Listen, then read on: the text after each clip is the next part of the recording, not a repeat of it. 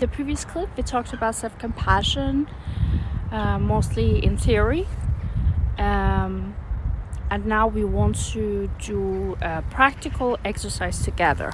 Right. Think about an event that stressed you out a lot, like you feel annoyed or guilty, ashamed, angry, sad. It could be something you did and regretted, or something someone else did to you. You can now compare it with how you would have treated yourself, your self-talk, and compare if this is the same. Otherwise, you're on the wrong path. So our first rule is being your own best friend, and that's how you deserve to be treated as well.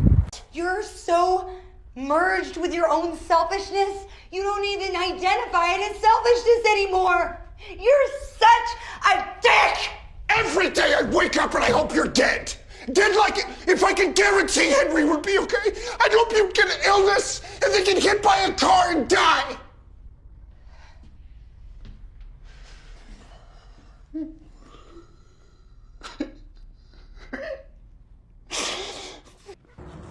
So here we come to the techniques we are going to use, and as I mentioned in the earlier video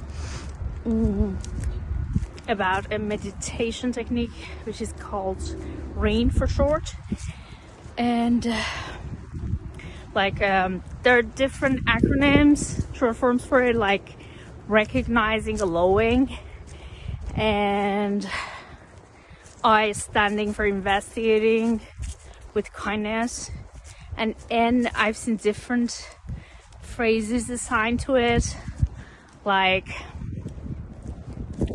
nurturing, or a kind of awakening natural awareness without identifying with experience. So there are different phrases, but here the core, the concept, what's important in all the stages are all the same. Start with recognizing.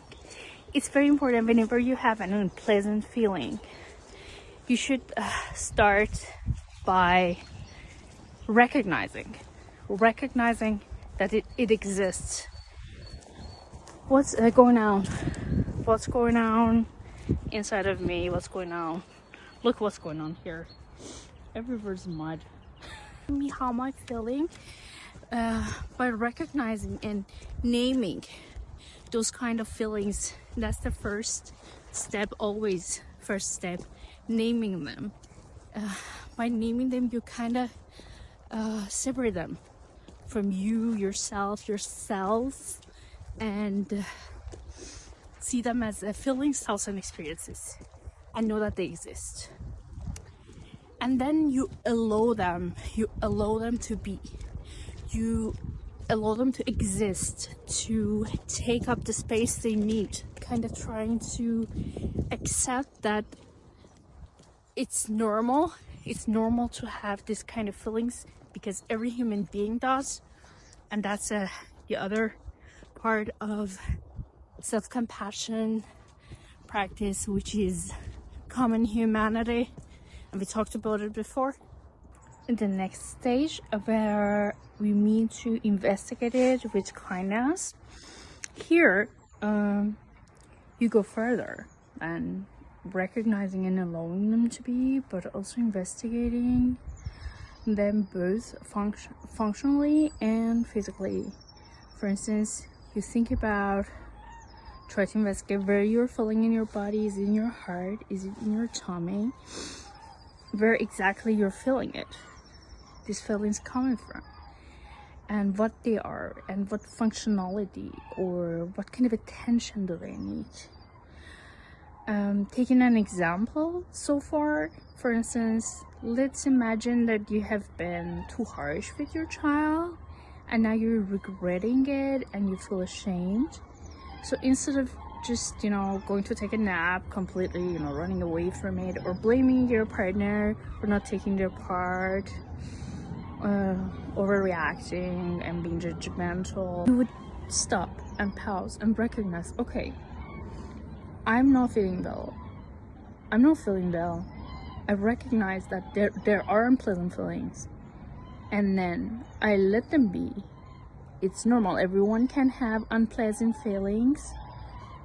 And then you start investigating. Okay, I feel it's kind of this feeling. It's a kind of anger. And then what is behind this anger? Behind this anger, I'm mostly not angry with my husband, but I angry with myself because I did that. So I feel ashamed.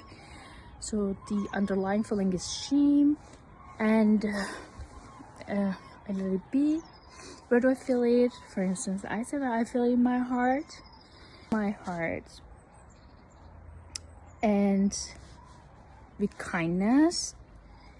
And this is the other part of self-compassion, self-kindness that we should have towards ourselves. And I try to give it to myself, like from outside, like from someone else, from someone who's protecting you. That I'll be here for you. I understand you. I know this feeling. And everyone does that. And I will never leave you behind for such a feeling. I will never be cruel to you. I'm here for you no matter what. Or any other phrases that makes you feel more comfortable, but giving yourself the security and the attention you need. Then the final stage is mindfulness, or not identifying with the experience, or nurturing the mindfulness part of self-compassion, where you try to separate yourself completely from the experience. But the thing that is obvious and clear is that you admit to yourself that you're not your thoughts and feelings, and the way you feel so doesn't mean that this is true, and you just observe them, and you kind of get out of your head and watch yourself and observe them and know you are separate from them. Actually, I learned there are different techniques for that as well, meditation techniques and different techniques in self-compassion therapy. One I really liked was the one I learned from Ross Harris during this program, acceptance and commitment therapy, that I was taking. Think about that experience, that unpleasant experience, the stressful worries, anxiety, whatever, and then you start stretching yourself, and you notice, okay, the feeling is there, you watch it, it's there, you accept it, you allow it to be there. But then you start getting physically active, stretch yourself, your body, your neck. Okay, you know there's a body around it. Then you focus on your senses. That's because many times people ask me what this kind of mindfulness is, and the most popular method is focusing on your senses. Like, now look at the colors around you in the nature, or what voices you weren't paying attention to, your hearing. So you shift your attention to your senses, and then come back to the experience, and again you repeat. Come back to the experience. Oh, I feel bad about it, I'm so ashamed. Then you stretch your body. You know there's a body around it. You're not your thoughts, feelings, you're not that experience. And then focus on your senses. Back with me. Okay, let's practice this as one of our exercises for self-compassion next time, and let me know how you're gonna feel. It would be nice and amazing to share your feedbacks with me. See you. There's a hero if you look inside your heart. You don't have to be afraid of what you want. There's an answer if you reach into your soul, and the sorrow that you know will melt away.